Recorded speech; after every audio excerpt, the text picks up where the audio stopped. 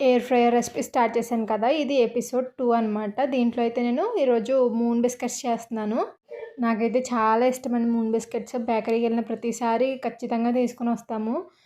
But ఇవేంటంటే హెల్తీగా నేను వీట్ ఫ్లోర్‌తో చేస్తున్నాను. బయటైతే మైదాతో చేస్తారు కదా!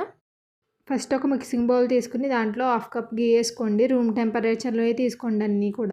పావు కప్ అంటే 1/4 షుగర్ ఏసుకోండి. Sugar powder. ఒక 2 బాగా మిక్స్ చేసుకోవాలనమాట. మంచి స్మూతీగా వచ్చేయాలి.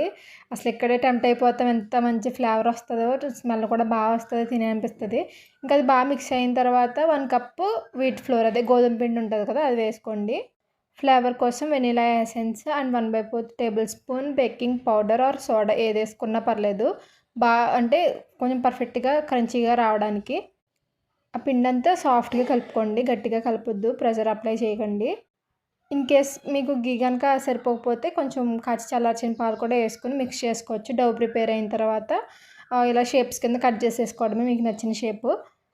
నేనైతే మూన్ షేప్‌లోనే కట్ చేశాను. ఇంకా ఎయిర్ ఫ్రైయర్‌లో 160 డిగ్రీస్ 20 మినిట్స్ ఉంచితే బేక్ అయిపోతది. బిస్కెట్స్ అయితే సూపర్ క్రంచీగా వచ్చినాయండి.